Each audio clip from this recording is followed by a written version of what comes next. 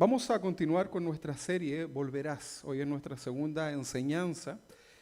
Y la semana pasada estuvimos haciendo una introducción a nuestro tema que tiene en relación a lo que es la venida de nuestro Señor, el regreso. Él prometió regresar, Él cumple sus promesas y su palabra es fiel, su palabra es verdad. Los cristianos debemos estudiar la palabra y a través de la palabra del Señor podemos saber el cumplimiento. Veíamos la semana pasada a Daniel, las profecías de Daniel, una de ellas, y nos dábamos cuenta que Daniel observaba lo que estaba sucediendo con ellos como pueblo y veía que se estaban cumpliendo también los tiempos, ¿verdad? Por lo tanto, esto lo hacía entender que las profecías estaban avanzando según la palabra de Dios. Entonces, la semana pasada hablábamos vimos una profecía, que era la profecía de la visión de la estatua de Nabucodonosor, ¿se recuerda, no? Ok, que tiene un significado y es un trazado para toda la humanidad. No hay más que eso, Dios de manera soberana lo ha puesto de esa manera. Vamos a ir viendo cómo esto también se va cumpliendo. Algunos puntos que dijimos también que debemos considerar es que estas profecías de Daniel llevan un destinatario, y ese destinatario es la iglesia del Señor. No, ¿verdad? Sino que son profecías que son dichas para el pueblo de Israel, y nosotros como iglesia lo que hacemos es observar el cumplimiento de ellas sobre Israel, y por eso le llamamos también que Israel es el reloj profético, ¿verdad? Pero debemos siempre hacer esta distinción en las profecías. Hay profecías que son para la iglesia, para nosotros, y otras, como las que estamos estudiando, tienen que ver directamente con Israel, ¿sí? En la medida que vamos comprendiendo esto, vamos a decir, sí, mejor que sea con ellos, ¿verdad? Y no con nosotros. Que Dios tenga misericordia, ¿no?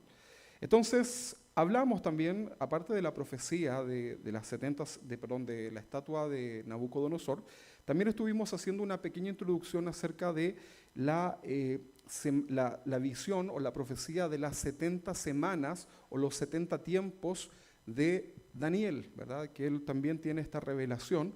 Y hablábamos de estas 70 semanas, que son semanas de 7 años, ¿verdad? Lo vimos ahí en esa introducción de la semana pasada. Y las profecías entonces son semanas de 7 años, también se conocen como semanas agrícolas, ese es el nombre, o chabuá en el hebreo, no sé si estará bien pronunciado. Por lo tanto, estamos diciendo que son 70 semanas de 7 años, hicimos una cuenta, y eso nos daba, ¿cuánto? ¿Se recuerdan o no? 400, eso mismo, ¿verdad? 490 años, ¿verdad? No se preocupe que yo también soy malo para las matemáticas. 70, que son las semanas, por 7 años nos dan 490 años. Aprendíamos que las profecías, estas 490 años o 70 semanas tienen propósitos que se deben cumplir, ¿verdad? Para que la profecía esté completa y sellada. Y nosotros como iglesia estamos a puertas, ¿verdad?, de ver el cumplimiento de la finalización de esta profecía. Vamos a ir a Daniel capítulo 9, versículo 24, para que podamos avanzar. Daniel capítulo 9, 24. Va a estar proyectado. Siempre recomiendo que para escatología es preferible Reina Valera, ¿sí? A pesar de que las otras versiones también nos ayuden a comprender mejor, pero va a ser más fácil la comprensión, ¿ok? Otro punto importante a considerar, en escatología no podemos asegurar, ¿verdad? Yo no puedo abrazar una postura y darla por así, ¿no? Que así es tajantemente, porque sigue también siendo un misterio. Que vamos viendo los cumplimientos es otra cosa, pero debemos ser cuidadosos con eso, porque si no, vamos a estar después como nuestros primos, los testigos de Jehová, que dieron y vaticinaron fechas de la segunda venida, ¿verdad? Y no sucedió, ¿verdad? Entonces, debemos ser cuidadosos con esto. Entonces, Daniel capítulo 9, 24, está el profeta Daniel, y él está, recuerden, en cautiverio, en Babilonia, y está recibiendo esta revelación de parte de Dios, y el Espíritu de Dios dice a través de Daniel, 70 semanas, 490 años, están determinadas sobre la iglesia. Así dice, ¿no? No, sobre tu pueblo. ¿Qué pueblo? El de Israel, de Daniel, ¿no? Y sobre tu santa ciudad. ¿Santiago? No, Jerusalén, ¿verdad? Ok, ¿se entiende? Bueno, la profecía es para ellos. Ok. Entonces dijimos que podemos hablar de calendarios distintos a los nuestros, calendarios lunares versus calendarios gregorianos que se rigen por el sol, y hablamos de, en el caso de los años judíos, el calendario judío es bastante difícil de comprender, pero lo podemos resumir en años de 360 días, a diferencia de los nuestros que son de 365, algo, ¿no? Y periódico. Ok, vamos a ver, vimos las metas y los tiempos de esta profecía, que son 6. Daniel capítulo 9, 24 dice, 70 semanas están determinadas sobre tu pueblo y sobre tu santa ciudad esta es la razón por la cual se desarrolla esta profecía. Tenemos que estar muy atentos porque puede ser un poquito difícil de comprender. ¿Cuáles son las razones de la profecía? Vale decir que si estos puntos no se cumplen, todavía no está terminada esa profecía. ¿Ok? Muy bien. El punto número 1 dice terminar la prevaricación. Punto 2, poner fin al pecado. Punto 3, expiar la iniquidad. 4, traer la justicia perdurable. 5, sellar la visión de la profecía. Y 6, ungir al santo de los santos. Pregunta general nada más. ¿Todo esto ya está cumplido? Entendemos que no, ¿verdad? Ya poner fin al pecado. Seguimos hoy día lidiando y luchando con el pecado. Por lo tanto, ya nos dice que esta profecía sigue en curso. ¿Ok? ¿Qué significa el punto número 1? Terminar la prevaricación. La palabra prevaricación significa delito, significa violación de la ley. ¿Ok? Entonces, la profecía dice que estas semanas, estas 70 semanas, se han determinado sobre el pueblo de Israel con el propósito de sacar, ¿verdad? Terminar la prevaricación, o sea, los delitos que tienen que ver con violar la ley de Dios. Dios había establecido a través de sus Moisés, por ejemplo, entregó la ley para que el pueblo de Dios la cumpliese, ¿verdad? Y en este caso el pueblo no la estaba obedeciendo. ¿Cuántos obedecen la palabra de Dios? Mejor no me responda. Entonces también prevaricación, terminar la prevaricación significa violación de la ley, transgresión, se pondrá fin a la maldad provocada por el anticristo y el falso profeta cuando se manifiesten, y también incluye la prevaricación, la apostasía, que es algo común hoy día, ¿verdad? O sea, ¿cuándo vamos a ver que el Señor está pronto a venir? Cuando la apostasía comience a surgir entre los creyentes. ¿Qué es la apostasía? Cristianos verdaderos que han, por alguna razón, comenzado a negar su fe, ¿sí? Abrazando doctrinas de demonios, ¿verdad? Es una forma también de negar la fe, y le han dado la espalda al Señor de manera voluntaria. Eso es la apostasía. ¿Ok? Entonces, esta profecía tiene como objetivo terminar estos delitos de violación de la ley, transgresión de la ley, la maldad que se provoca, ¿verdad? Y incluyendo la apostasía. Un comentarista por ahí dijo que este fin de la prevaricación lo entendemos como un acabar con la desobediencia al mandato de Dios. ¿Eso se ha cumplido? No, todavía no se logra. Por lo tanto, la profecía sigue en desarrollo. El punto número 2, vamos a dejar el texto ahí, ¿no? Ok. El punto número 2 decía que es para acabar con el pecado. ¿Ok? Nos habla de que llegará un día en que Dios va a juzgar a la tierra, va a juzgar el pecado, y esta sin duda es una de las metas anheladas por Dios y también por nosotros los creyentes, ¿no?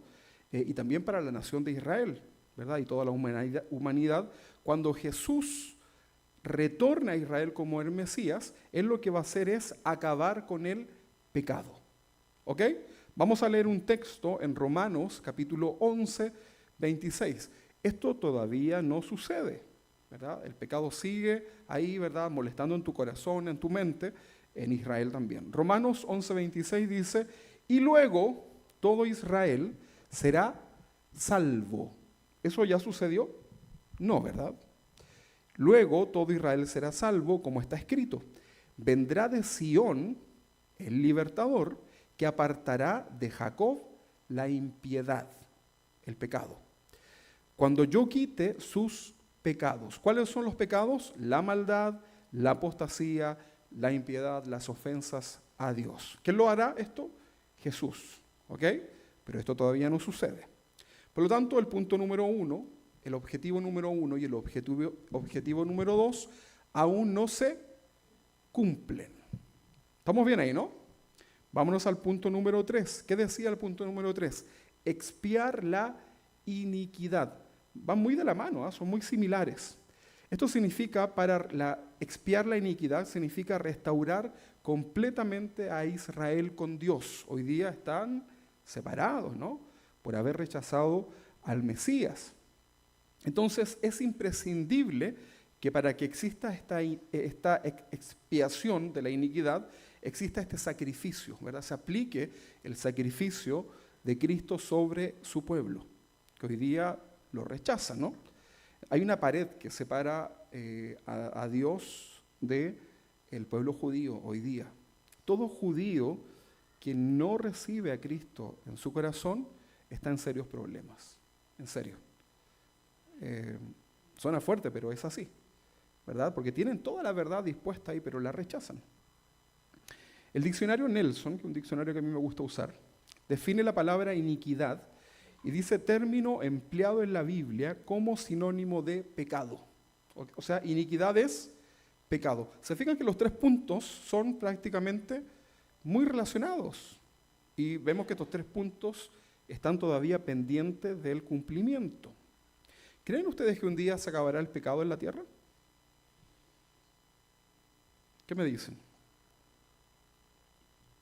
Lo está diciendo, ¿no? Tenemos esa esperanza. Un sinónimo de iniquidad es maldad, malignidad, corrupción, depravación, inmoralidad. Todo eso habla de iniquidad. En Isaías, capítulo 59, versículo 2, dice, pero vuestras iniquidades han hecho división entre vosotros y vuestro Dios. Le está hablando al pueblo judío. O sea, separa eso, ¿no? Cuando tú pecas, cuando nosotros como cristianos que tenemos hoy día a Cristo en nuestro corazón y tenemos el Espíritu Santo, cuando tú y yo pecamos, se produce un distanciamiento, ¿verdad? No pierdes tu salvación, pero pierdes tu comunión con Dios. Vale decir que estás como que no logras, el tener comunión significa que no vas a poder escuchar la voz de Dios con claridad, no vas a tener esa comunicación fluida con Dios. Y como hablábamos con los jóvenes el sábado, ¿no? Me decían algunos, cuando pecamos nos sentimos vacíos, ¿verdad? Eso es cuando perdemos la comunión. Entonces dice, pero vuestras iniquidades han hecho división entre vosotros y vuestro Dios, y vuestros pecados han hecho ocultar de vosotros su rostro para no oír. Hasta el día de hoy, Israel se niega a reconocer a Jesús como el Mesías. Hasta el día de hoy. Entonces ya tenemos 3 puntos, ¿no? Vámonos por el cuarto, ¿no? ¿Es el cuarto? A ver. Ok. Que le puse letras yo acá. D. Para traer la justicia perdurable y eterna. O sea, el objetivo de estas profecías es traer la justicia perdurable o eterna. Eso sucedió, ¿no? ¿Gozamos hoy día de justicia perdurable y eterna? Aquí se describe al Mesías, a Jesús, que viene a restaurar su gobierno de justicia. ¿Ok? Y esto va a ser ante todos los pueblos. Fíjense cómo hoy día, lo que está sucediendo, ¿no? A nivel internacional, vemos cómo todas las naciones están requiriendo hoy día de un líder que logre unificar los pensamientos, ¿verdad? Los países están viendo con buenos ojos otros gobernantes de otros países y la gente hoy día dice, nos gustaría que nuestros gobernadores fuesen como aquel, ¿sí? Lo cual no está mal, ¿verdad? El análisis. Pero fíjense cómo poco a poco se va dando esto, ¿no?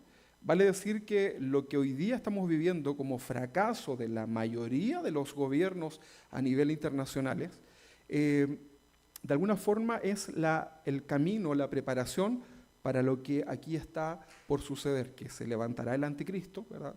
un líder político, que lo vamos a estudiar más adelante, para traer una aparente paz y seguridad. ¿Sí?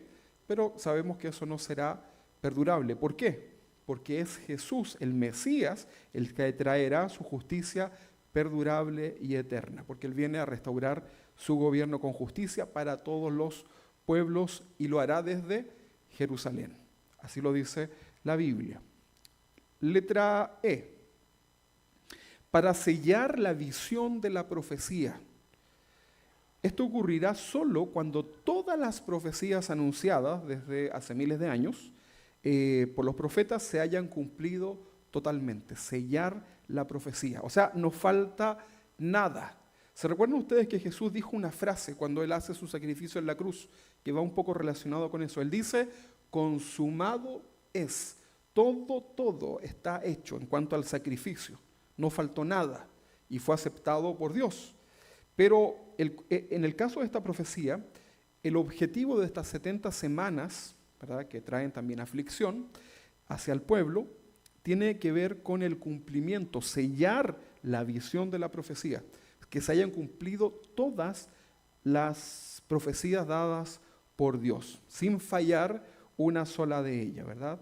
Ya no serán necesarias tampoco más profecías, porque todas apuntan primero las mesiánicas al cumplimiento de Jesús, que ya vino, luego las escatológicas al final de los tiempos, Jesús viniendo por su pueblo y rescatando a su pueblo, el pueblo de Israel, para llevarlos consigo. ¿Ok? En Mateo capítulo 24, versículo 35, hay un texto muy conocido que dice que el cielo y la tierra pasará. Esto no, pero su palabra, pero mis palabras no pasarán. O sea, el pensamiento bíblico se mantendrá por la eternidad. Dios no va a cambiar, ¿verdad? Seguirá estando ahí presente la palabra de Dios. Él es el mismo hoy, ayer y por los siglos de los siglos. ¿Ok? No piense usted que vamos a tener un Dios 2.0 con otros pensamientos, con otras ideas. No, ¿verdad? Ahí está todo. Entonces, la visión y la profecía sellada también tienen sentido, ¿verdad?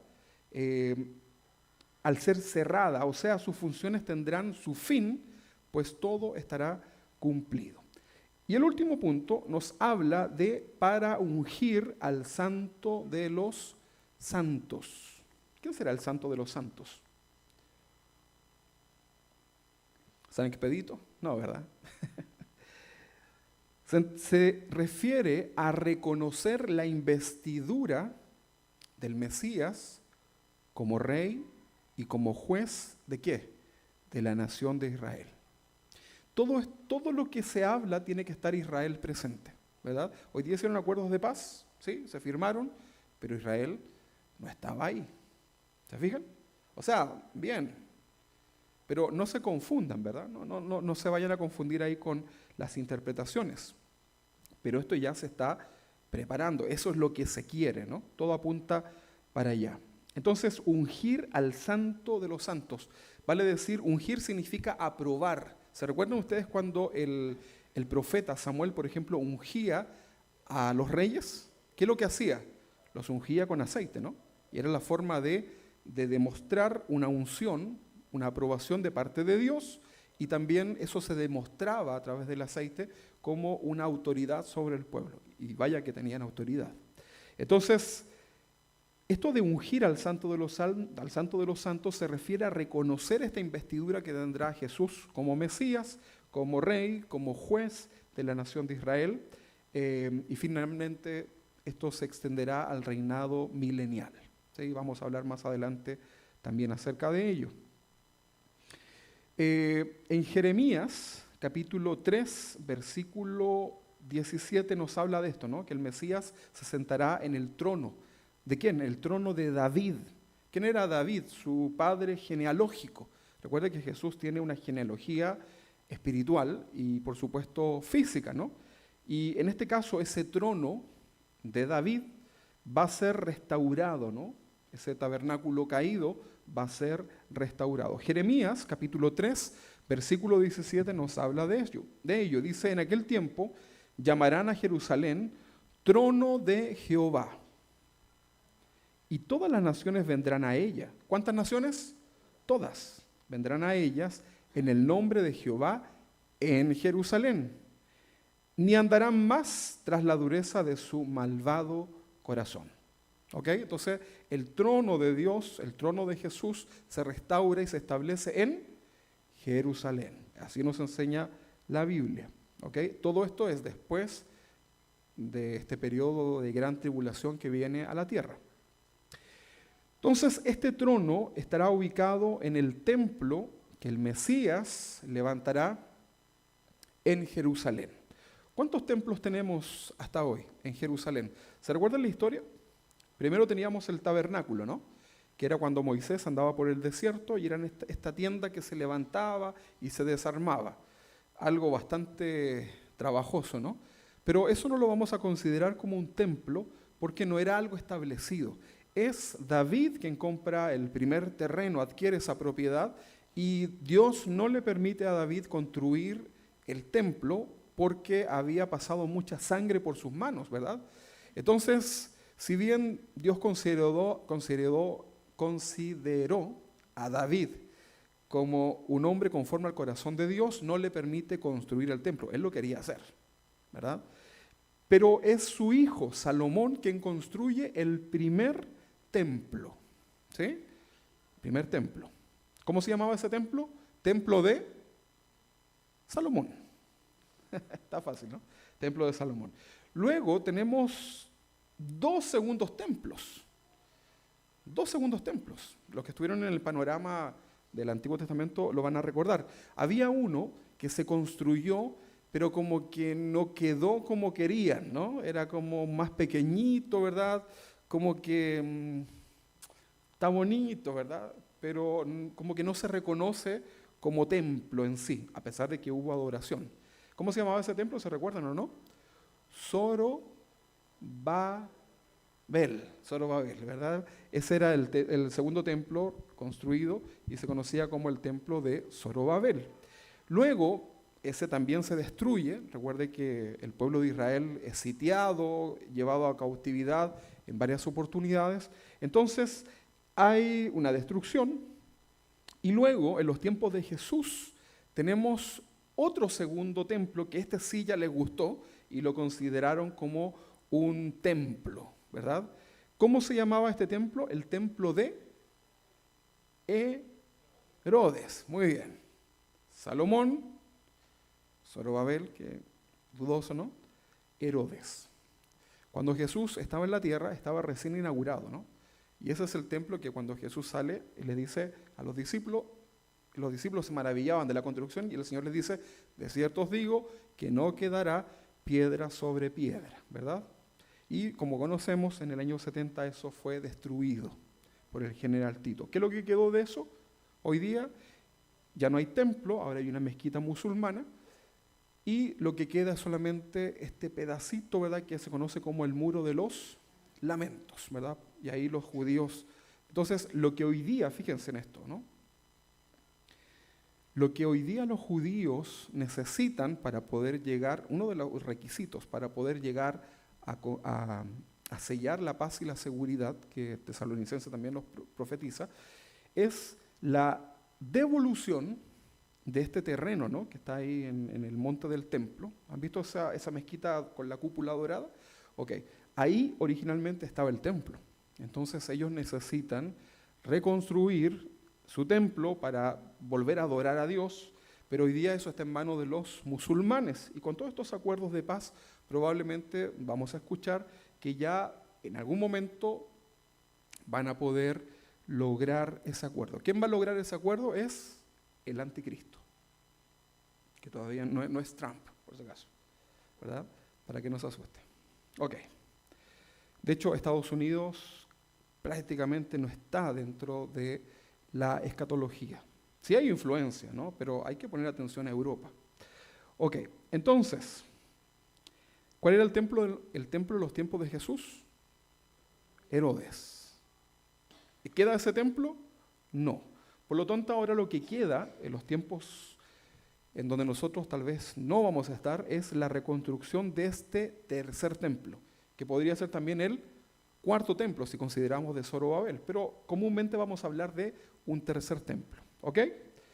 Entonces, vamos a ver acá que el ungir al Santo de los Santos va un poco de la mano con todo aquello, ¿verdad? Se refiere a consagrar este lugar santísimo como un templo futuro, que será el centro de adoración, ¿verdad? A pesar de que Dios trae su propio lugar de adoración.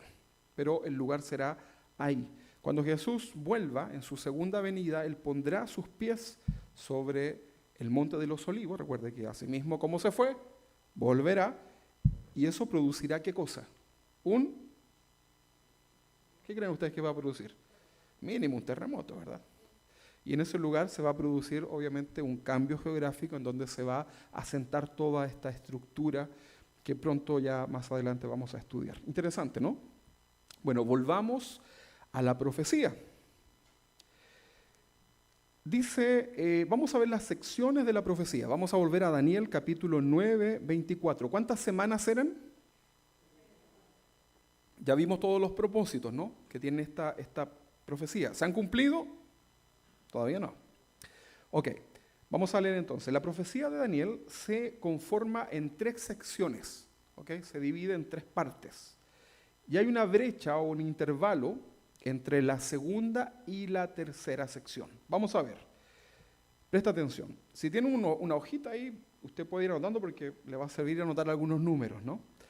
Daniel 9:24 dice, 70 semanas están determinadas sobre tu pueblo y sobre tu santa ciudad. Anota ahí, 70 semanas. Para terminar la prevaricación, lo que leíamos recién, poner fin al pecado, expiar la iniquidad, para traer la justicia perdurable y sellar la visión y la profecía y ungir al santo de los santos. Luego dice, en el 25 dice, conoce, sabe, pues, y entiende, o sea, esfuérzate por tratar de entender esto. Recuerden que Daniel era un sabio. Sabe pues y entiende que ahora vamos a ver esto, fíjense, las secciones, desde la salida de una orden para restaurar y edificar Jerusalén hasta el Mesías príncipe, habrá 7 semanas. O sea, si queremos llevarlo a años, decimos 7 por 7. ¿Cuánto es 7 por 7? Esa no rima, ¿no? 49. Yo me sabía las tablas, las puras que rimeaban. 6 por 6, 36. Ahí está nomás, ¿verdad? Ok. Entonces, fíjense en esto. Es importante esta profecía porque tenemos 490 años en total, pero estos 400 años los recibe Daniel, pero no es que partan ahí mismo, ¿verdad? Sino que la profecía dice, cuando suceda esto, comienza a contar. Cumplimiento, ¿verdad? Y no es que tampoco siga de ahí en adelante, sino que se deben ir cumpliendo otros hitos para ir activando el avance de este número de semanas.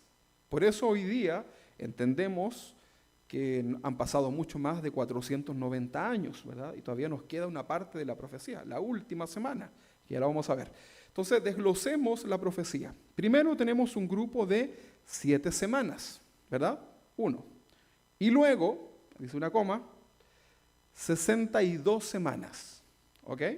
Tenemos entonces primer grupo, en total son 70, primer grupo de 7 semanas, que son 49 años, luego tengo 62 semanas, que son 434 años. Dice entonces, lo leo de nuevo, sabe pues y entiende que desde la salida de la orden para restaurar y edificar a Jerusalén hasta el Mesías príncipe, habrá 7 semanas y luego 62 semanas. Se volverá a edificar la plaza y el muro en tiempos angustiosos. Una plaza y un muro que habían sido destruidos. Ok. Y después de las 62 semanas, primero están las 7, luego las 62, dice, y luego y después de las 62 semanas se quitará la vida al Mesías.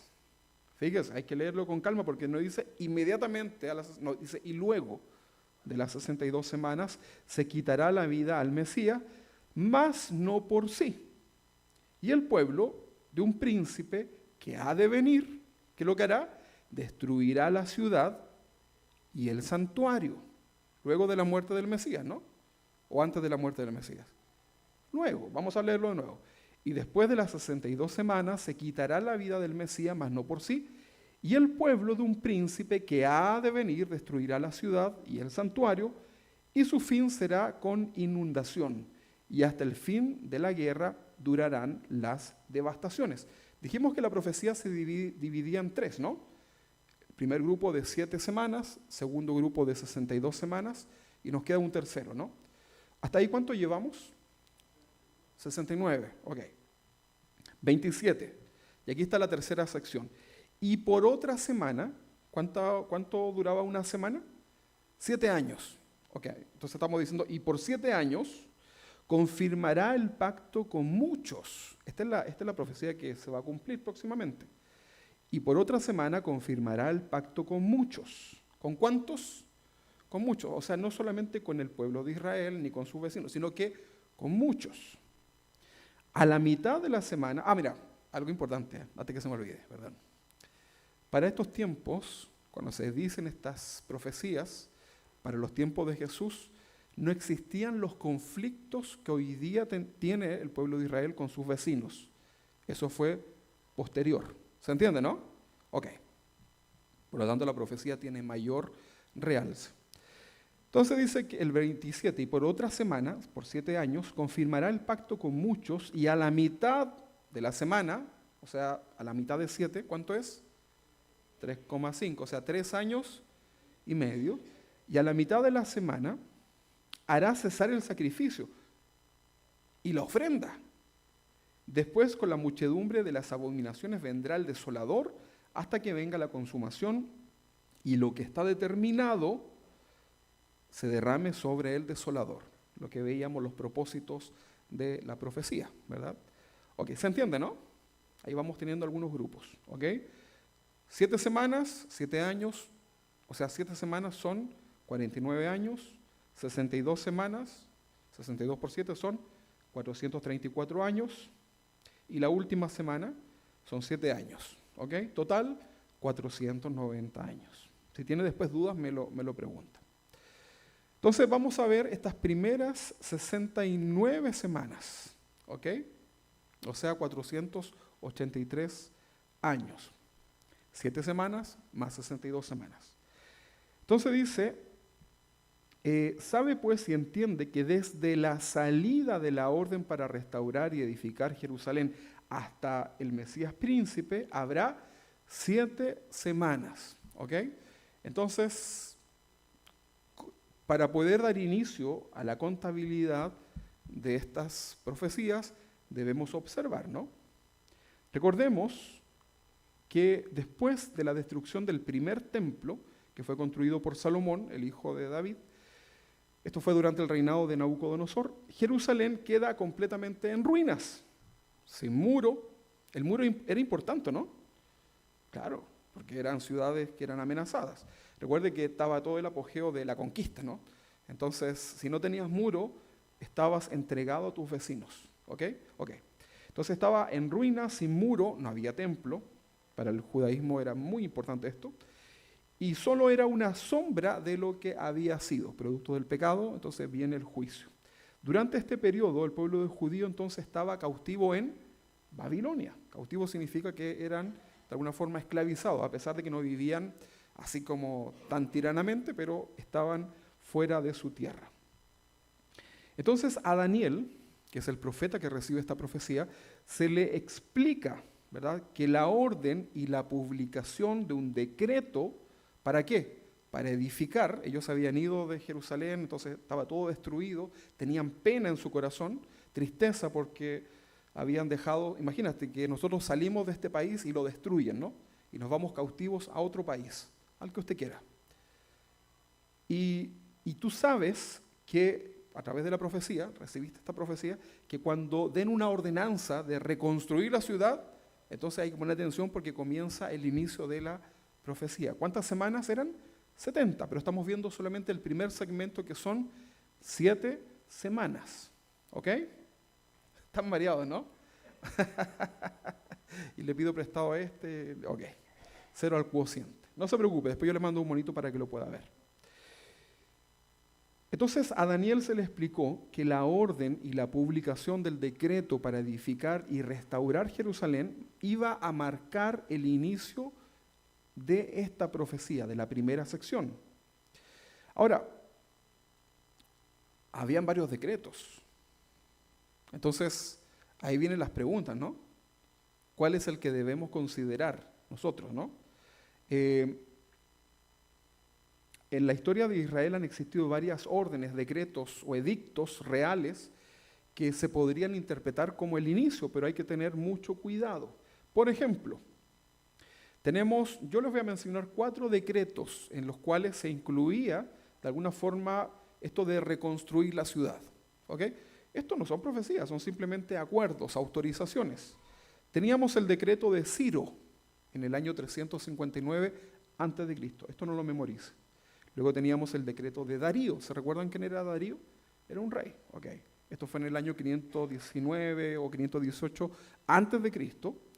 Luego tenemos otro decreto, que era el decreto del rey Artajerjes, y este decreto era de Artajerjes, el rey, a Esdras, en el año 457. Si quiere anotar ahí, ponga Esdras capítulo 7, ahí lo puede leer. Luego había otro decreto que era del rey Artajerjes, pero no a Esdras, sino que a Nehemías. ¿Okay? Y esto es en el año 444, ahí en Nehemías capítulo 2. ¿Se dio cuenta, no? Primero era, no lo memorizó, no se preocupe, a Ciro, ¿okay? Luego Darío, luego el rey Artajerjes, va a ser 2 decretos, uno a Esdras, que era un sacerdote, y luego también Artajerjes hace un segundo decreto para Nehemías, ¿okay? Año 444 antes de Cristo. Nehemías capítulo 2, del versículo 1 al 8. Ahí usted lo puede encontrar. Sin embargo, uno de los más puntuales para calcular estos 483 años son estos 2. Vamos a mencionar el primero. Ciro, el rey de Persia, ordena que el templo sea reconstruido. ¿El templo de quién? De los judíos. ¿Ok? Y permite que los judíos vuelvan en el año 539. Lo vimos ahí también en el panorama bíblico, en Esdras capítulo 1, del 1 al 11. Ahí está. Recuerde que esto queda grabado, así que después lo puede adelantar y todo eso. Y luego tenemos a Artajerjes, que era el rey de Persia, y le da esta ordenanza al sacerdote Esdras, le da una carta permitiendo y estimulando la adoración en el templo y los sacrificios en el monte Moriah, que es un monte importante. Pero ojo, que no le da la reconstrucción de la ciudad y sus muros. ¿Qué es lo que decía la profecía? Que se tenía que reconstruir la ciudad y los muros. ¿Se entiende, no? Entonces, por eso le decía, Daniel, comprende, observa, para que no se te engañe, ¿verdad? Hoy día la gente dice, este es el anticristo, ya estamos, pero no ven el análisis y el cumplimiento total, ¿verdad? Por ejemplo, cuando veamos al anticristo, en el sentido de estudiarlo, no que lo vamos a ver, cuando lo estudiemos nos vamos a dar cuenta de los requisitos que debe cumplir el anticristo para ser un anticristo, porque vendrán muchos diciendo, soy el Mesías. ¿Te acuerdas que el anticristo se va a proclamar Mesías? Y los judíos van a creer que es su Mesías esperado. Ahora la pregunta es, ¿cuál de todos estos decretos es el que debe tomarse como punto de partida para poder comenzar a contar estas semanas de Daniel? ¿Okay? Ahora, la Biblia es la encargada de responder estas preguntas. ¿Les parece? Vámonos a Nehemías capítulo 2, versículo 1. Nehemías 2, versículo 1. Dice, sucedió en el mes de Nisán. ¿Cuál será el mes de Nisán? Recuerde que es un calendario distinto al nuestro, ¿ok? Pero recuerde, les voy a enviar después una fotito para que veamos cómo se componen los meses del calendario judío versus los nuestros. Vamos como entre medio, ¿no? O sea, un mes judío toma 15 días de nuestro mes y 15 días del siguiente mes, ¿ok? Ya se los muestro luego en una fotito. Dice, sucedió en el mes de Nisán, en el año 20 del rey Artajerjes. ¿Que tenía 20 años? No, 20 años de reinado. ¿Ok? Entonces, ya Nehemías nos está dando información. Dice que sucedió en el mes de Nisán, vamos a ver cuándo fue esto, en el año 20 del rey Artajerjes, que estando ya él, vino delante de él, tomé el vino y lo serví al rey. Y como yo había estado antes triste en su presencia, ¿quién estaba triste? El que está escribiendo esto, ¿no? ¿En qué texto estamos? En Nehemías capítulo 2:1. Y como yo había estado antes triste en su presencia, ¿qué le dijo a este nuevo rey? ¿Por qué estás triste? ¿Por qué está triste tu rostro? Pues no estás enfermo. No es esto sino quebranto de corazón. Entonces temí en gran manera. Y dije al rey, para siempre viva el rey. ¿Cómo no estará triste mi rostro cuando la ciudad, casa de los sepulcros de mi padre, está desierta y sus puertas consumidas por el fuego? ¿Se da cuenta de la conversación? Esto sucedió en el año 20 del reinado de Artajerjes. ¿Ok? Dice, me dijo el rey, ¿qué cosa pides? Entonces oré al Dios de los cielos y dije al rey, si le place al rey y tu siervo ha hallado gracia delante de ti, envíame a Judá, a la ciudad de los sepulcros de mis padres, y la reedificaré. ¿Qué es lo que iba a hacer? Reedificar. Entonces el rey me dijo, y dice que la reina estaba sentada junto a él, ¿cuánto durará tu viaje? ¿Y cuándo volverás? Y agradó al rey enviarme después que yo le señalé el tiempo. O sea, le dieron permiso. ¿Por qué le dieron permiso? Porque estaban cautivos. ¿Se entiende, no? Ya estamos ordenando un poquito la idea, ¿ves? Si no era tan difícil. Versículo 7. Además dije al rey, si le place al rey que me den cartas para los gobernadores del otro lado del río, porque habían enemigos ahí, para que me franqueen el paso hasta que llegue a Judá. Y carta para Asaf, guarda del bosque del rey, para que me dé madera para enmaderar las puertas del palacio de la casa y para el muro de la ciudad, los materiales que necesitaba para poder reconstruir. Y la casa que yo estaré, y me lo concedió el rey, según la benéfica mano de mi Dios sobre mí. ¿Se entiende, no? Entonces estaba triste, le preguntan qué le pasa, le dice, estoy triste por lo que está pasando en mi pueblo, y le pide esta oportunidad de volver para reedificar. ¿Se entiende, no? Y el rey le dice, ok, y le pide además que lo resguarden y que o sea, supo pedir bien, ¿no? Y algunos materiales. Un dato histórico. Se sabe como parte de la historia universal que el rey Artajerjes, un rey famoso, ¿no?, ascendió al poder del imperio persa en el año 464 a.C. ¿Okay? O sea, ya tenemos un dato, ¿verdad? Y gobernó hasta el año 425 a.C., es decir, alrededor de 39 años, según la historia, ¿no? Esto no es Biblia.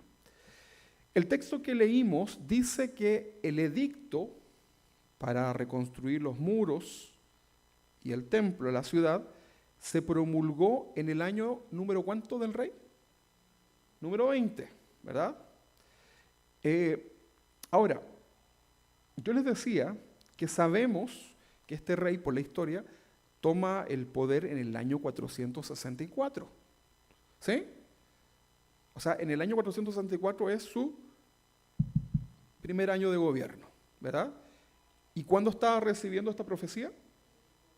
20 años después, pero aquí viene el enredo, porque antes de Cristo se cuenta al revés, ¿verdad? Entonces, año 464 menos 20 años, llegamos al año 444, ¿ok? Antes de Cristo. O sea, ya tenemos un dato, ¿no? Entonces, en este año fue cuando se promulgó el edicto de la reconstrucción de Jerusalén y el templo.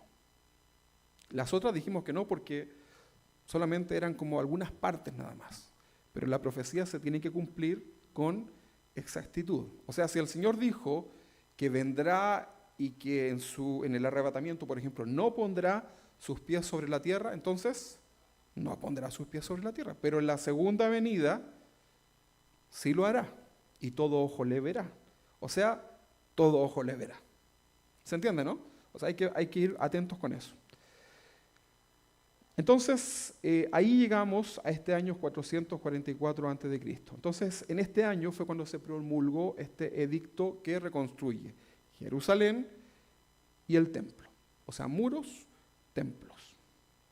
Según la tradición judía, el primer mes de Nisán, que correspondería a segunda quincena de marzo, primera quincena de abril, o sea, entre marzo y abril está el mes de Nisán. Siempre, según la historia, marcaba casi siempre la fecha de cuando el rey tomaba el trono, ¿verdad? Como monarca. Todos estos datos ya nos van ubicando en la historia, ¿no? Usted dice, ya me está explotando el cerebro. Pero no se preocupe, lo importante es que tenemos que entender que las profecías se cumplen. Y es interesante este análisis, ¿verdad? Entonces, con este dato, tenemos evidencias de que el decreto real fue emitido el 1 de Nisán del año 20 del rey Artajerjes. Ya lo vamos teniendo, ¿verdad? Ahora, hay ciertos, por ahí, ciertos observatorios importantes a nivel internacional que han hecho estos cálculos, ¿no? de llevar estas fechas a días nuestros, ¿no? Y logran llegar con exactitud al día, para nuestro calendario, 5 de marzo del año 444, según el análisis de estas profecías, ¿verdad? Haciendo el paso de años judíos, de gregoriano judío, qué sé yo, llegamos entonces a esta fecha nuestra, 5 de marzo del año 444 a.C. Ok. 62 semanas o 434 años. Ya vimos que las primeras 7 se inician con este edicto, ¿no? 62 semanas o 434 años. Si leemos la profecía, nos vamos a dar cuenta de un hecho que es maravilloso, porque marca el siguiente periodo profético, que es la aparición en Israel ahora del Mesías. Todo esto que está Daniel viviendo y experimentando y profetizando es cientos de años antes de Jesús. ¿Ok? Daniel capítulo 9, 25 dice: «Sabe pues y entiende que desde la salida de la orden para restaurar y edificar Jerusalén hasta el Mesías príncipe». ¿Quién sería el Mesías príncipe? ¿Quién es el Mesías príncipe? Jesús. Ok. Habrá 7 semanas. ¿Ok? Esas ya las vimos. Ok, ya vimos la orden, ¿verdad? Con Artajerjes. Y 62 semanas, o sea, y después, ¿no? 62 semanas, se volverá a edificar la plaza y el muro en tiempos angustiosos. Ok, ya lo vimos. 26. Y después de las 62 semanas, después, no dice cuánto, pero después, se quitará la vida, ¿a quién? Al Mesías, mas no por sí, y el pueblo de un príncipe que ha de venir destruirá la ciudad y el santuario, y su fin será con inundación hasta el fin de la guerra durará las devastaciones. Si transformamos en días comunes de 24 horas las fechas dadas al principio, entonces en meses y años, vamos a descubrir algo impresionante. Después se los mando para que lo vean. 69 semanas multiplicada por 7 son 483 años. 483 años multiplicados por 360 días que tiene cada año lunar son 173.880 días. ¿Sí? Estoy pasando años a días. ¿Ok? Por eso hay que comer antes de venir a la iglesia, ¿sabes? Para que no esté ahí con la guatita apretada. Si sumamos estos 173.880 días desde la fecha de la promulgación, se recuerda que era el 5 de marzo del año 444, llegamos al domingo 4 de abril del año 33. ¿Se da cuenta? Lo sumamos, ¿verdad? Y llegamos a estas fechas. Es interesante, ¿no? Para analizar. Después yo se lo mando para que usted ya lo corrobore. Entonces, esta fecha en el calendario judío equivale al 10 de Nisan, ¿verdad? Y según la tradición judía, todos los varones judíos debían subir a Jerusalén llevando el cordero que sacrificarían para sus familias cuando llegara el día 14 de Nisan, porque era la Pascua o el Pesaj, ¿verdad? Una celebración judía. Vamos a leer Éxodos capítulo 12, versículo 2. Dice: este mes os será principio de los meses, para vosotros será este el primero de los meses del año. Está hablando ahí, ¿no? Versículo 3 dice: hablad a toda la congregación de Israel diciendo, esta es la ordenanza de la peregrinación, y les dice: en el 10 de este mes, que era Nisan, tómese cada uno un cordero según la familia de los padres, un cordero por familia. Esa era la ordenanza para el pueblo judío para esta fecha. En Éxodo capítulo 12, vamos al 6, dice: y lo guardaréis hasta el día 14 de este mes, de Nisan, y lo inmolará toda la congregación del pueblo de Israel entre las 2 tardes, se ofrecerá. ¿Se recuerdan ustedes que Jesús entró a una ciudad? ¿Se recuerdan cómo se llamaba esa ciudad? La entrada triunfal de Jesús a Jerusalén. Y esto fue el día 10 de Nisan. Y se cumple la profecía de manera impresionante. Cuando entra a Jerusalén. ¿Se recuerda que la gente sacaba palmeras, ¿verdad? Cantos, aplaudían y le decían: Hosana, ¿verdad? Sálvanos. Bendito el que viene en el nombre del Señor. Bueno, entonces, este es un símbolo del Cordero de Dios que entra a Jerusalén exactamente como lo profetizó Zacarías. Y al trasladar el 10 de Nisan a nuestro calendario, llegamos al domingo 4 de abril del año 33. ¿Okay? Haciendo, por supuesto, todos los acomodos y los desfases que hoy día existen en cuanto a la contabilidad de los años. ¿Okay? Zacarías capítulo 9, versículo 9 dice: alégrate mucho, hija de Sión. Le está diciendo al pueblo de Israel: da voces de júbilo, hija de Jerusalén.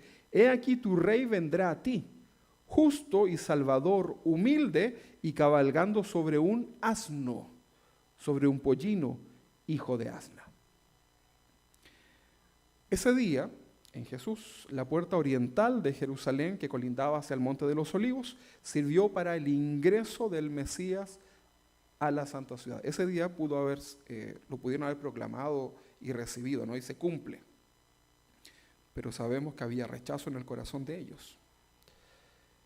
Vamos a leer Juan, capítulo 12, dice: el siguiente día, grandes multitudes que habían venido a la fiesta, al oír que Jesús venía a Jerusalén, tomaron ramas de palmera y salieron a recibirle y clamaban: Hosana, bendito el que viene en el nombre del Señor, al Rey de Israel. Y halló Jesús un asnillo y montó sobre él, como está escrito: no temas, hija de Sión, he aquí tu rey viene montado sobre un pollino de asna. No era lo que esperaban, pero así era la profecía. Sin embargo, la profecía de las 69 semanas de años se cumplió, ¿no? Pero no con la muerte de Jesús, el Mesías, sino que con su entrada triunfal. Eso lo tienen que estudiar, ¿eh? Pero ahí se cumple, ¿no? Vamos a ver.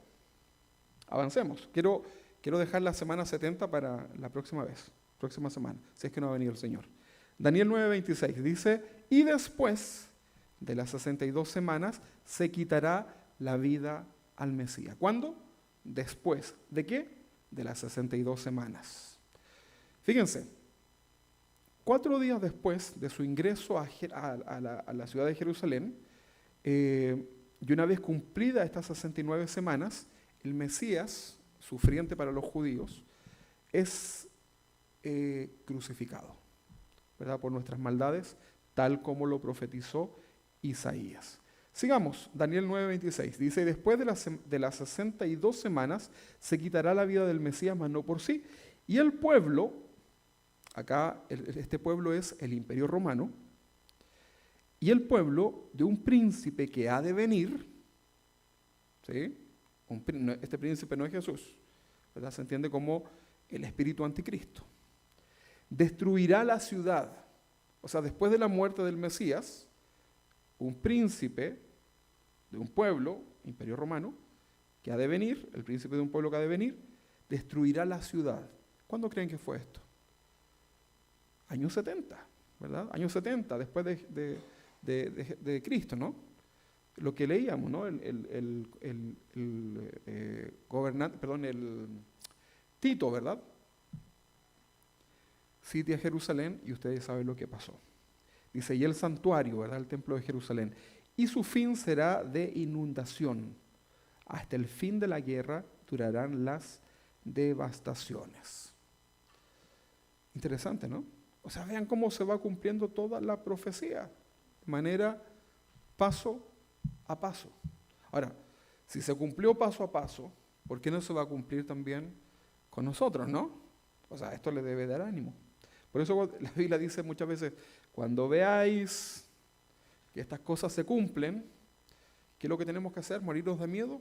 No, levanten su cabeza, porque tu redención, la venida de nuestro Señor, está cada vez más cerca, ¿verdad? O sea, yo al libro le puedo poner lo que quiera, ¿verdad? Y pongámosle Nostradamus y un montón de profecías. El tema es que se cumplan. Y aquí vemos nosotros el cumplimiento, ¿no? Entonces, este evento de Jesús, de que sería destruido, también es profetizado. Lucas capítulo 13, 34 al 35, Lucas 13, 34 al 35, dice, Jerusalén, Jerusalén, que matas a los profetas y apedreas a los que te son enviados. ¿Cuántas veces quise juntar a tus hijos como la gallina a sus polluelos debajo de sus alas y no quisiste? 35, he aquí vuestra casa, vuestro templo, os es dejada desierta. Y sucedió. Y os digo que no me veréis hasta que llegue el tiempo en que digáis, bendito el que viene en el nombre del Señor. Eso no ha sucedido, ¿no? ¿Quién es el bendito que viene en el nombre del Señor? Jesús. El Señor es Dios ahí, ¿no? Ok. Mateos 24, 1 y 2 dice, cuando salió Jesús del templo y se iba, se le acercaron sus discípulos para mostrarle los edificios del templo. Y respondiendo a él, Jesús le dijo, ¿ves todo esto? De cierto os digo que no quedará piedra sobre piedra que no sea derribada. Entonces aquí se cumplió lo profetizado y este templo fue destruido bajo el Imperio Romano, bajo el emperador Tito, ¿verdad?, a la cabeza. Y esto sucedió el 6 de agosto del año 70, o el 9 de Av, que sería el calendario hebreo. Fue tal la brutalidad que produjo la muerte de más de 1 millón de judíos, quienes resistían a la destrucción del templo. Y aquí, en esta destrucción, también se eliminaron también todas las sectas observantes, ¿verdad? Lo único que quedaron fueron los esenios que se fueron para el desierto, que preservaron el rollo de Isaías que hoy día nosotros tenemos.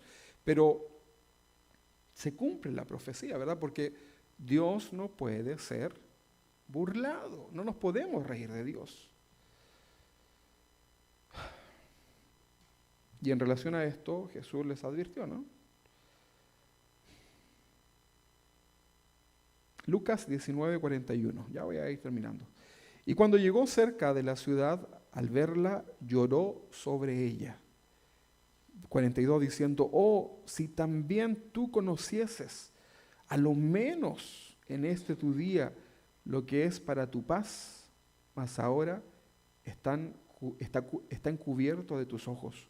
43, esto es importante, dice, porque vendrán días sobre ti, cuando tus enemigos te rodearán con vallado y te sitiarán, y por todas partes te estrecharán, y derribarán la tierra y a sus hijos dentro de ti, y no dejarán en ti piedra sobre piedra, por cuanto no conocisteis el tiempo de tu visitación.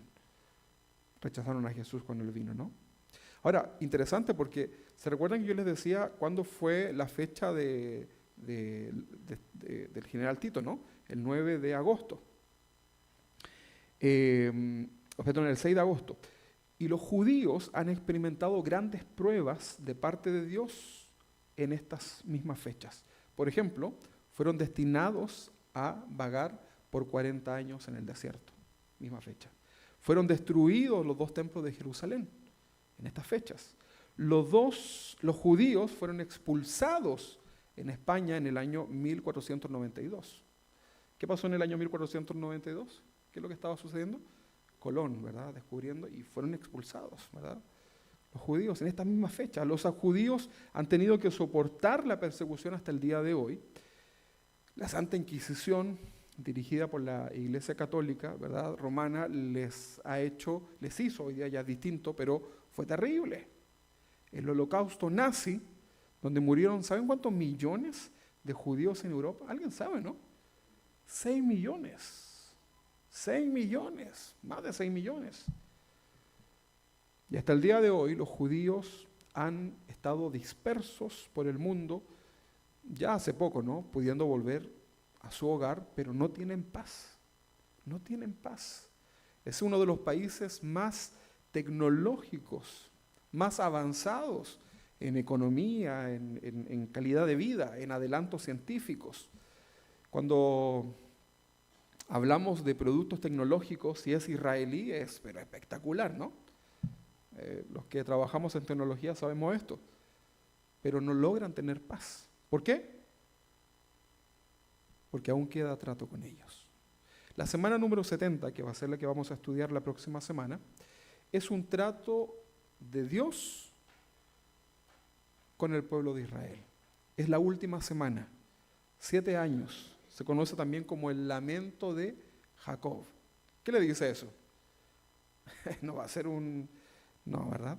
Vamos a estudiar esa profecía que está próxima a cumplirse. ¿Qué es lo que inicia la semana número 70? ¿Será el arrebatamiento? ¿Será otras cosas? ¿Qué debemos observar? ¿Estará la iglesia del Señor durante estos 7 años de juicios que vendrán sobre la tierra? ¿Estaremos ahí o no? Bueno, lo vamos a aprender en el análisis de las próximas profecías. Yo los animo, ¿verdad?, a que estudiemos con profundidad el texto bíblico. De lo contrario vamos a estar simplemente marcando, ¿verdad? No vamos a cantar porque ya se nos pasó la hora. Yo los quiero invitar a que nos pongamos de pie, ¿verdad? Quiero invitarlos a que nos pongamos de pie delante de nuestro Señor. Pero sí, ayúdame. Perdón, Dani. Ay, el Dani que me tiene paciencia. Bien, Dani.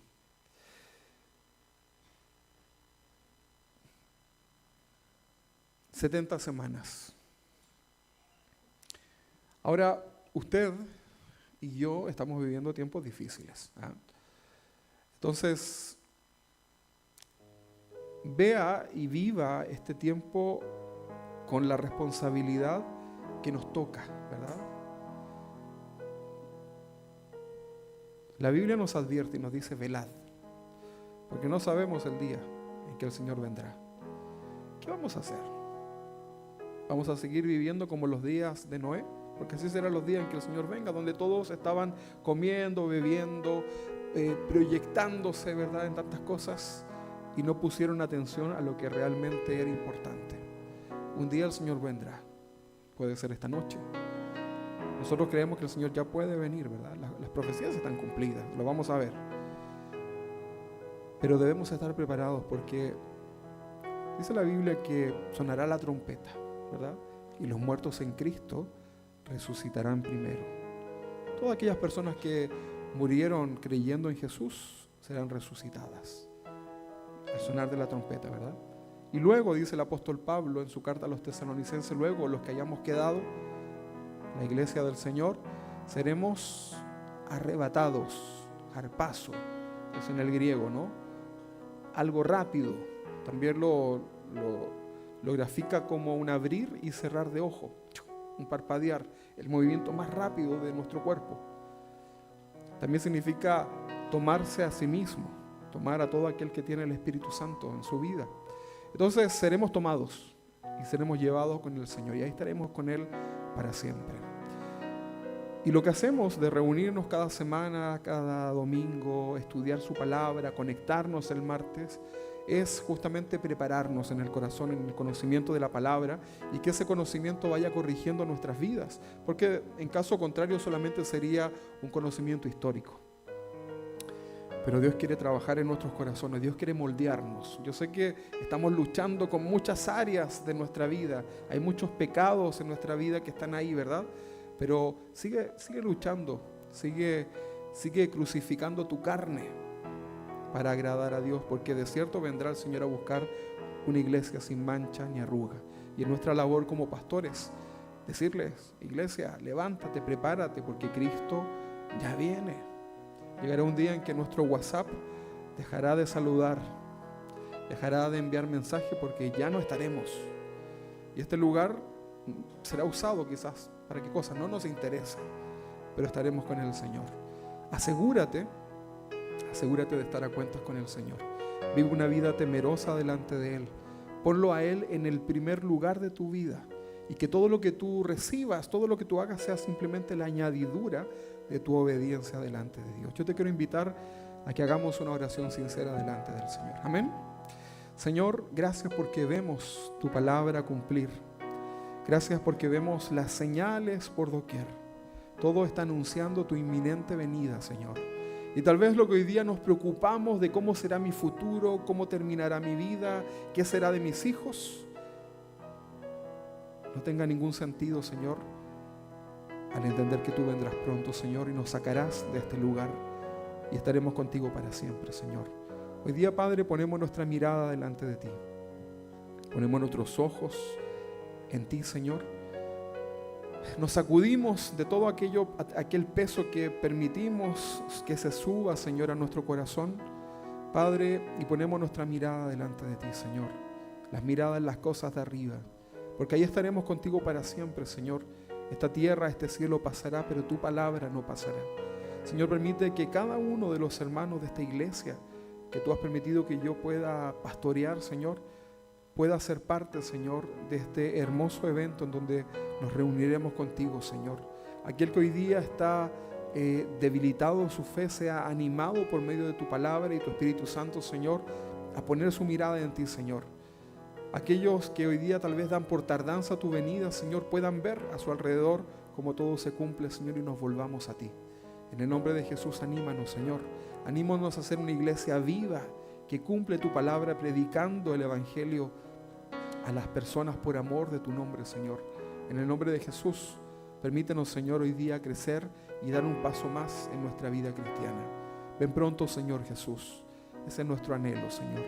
En el nombre de Jesús, bendice a los que están en este lugar. Bendice las familias, Señor. Y no podemos dejar de no orar por aquellas personas que amamos, que están a nuestro alrededor, que aún no te conocen, Señor. Padre, debemos tomar este compromiso de llevar tu palabra con seriedad. Es un tema importante, Señor, y vamos a comenzar a orar por ellos. Y vamos prontamente, Señor, a compartirles de tu palabra, Señor, para que te conozcan, Señor. Para que cuando llegue el día en que tú vengas a esta tierra, Señor, y que vemos que será muy pronto, podamos estar con ellos para siempre. En el nombre de Jesús, clamamos a ti, Señor, y te damos gracias por esta oportunidad de estudiar tu palabra a tiempo y hablarnos a tiempo, Señor. En el nombre de Jesús, muchas gracias, Señor. Amén. Y el Espíritu y la Iglesia dicen: ven pronto, Señor Jesús, ya no tardes más. Demos un aplauso a nuestro Señor. Y nos vemos. Tal vez este domingo o tal vez en la presencia del Señor. No lo sabemos, ¿verdad? Pero donde sea, estaremos bien delante de nuestro Señor. Saluda a su hermano, salúdese, ¿verdad? Y nos vemos. Saludo también a los que están ahí en casa. Un abrazo grande para todos ustedes. Dios les bendiga. Gracias, mi querido Dani. Bendiciones para todos ustedes. Dios les bendiga.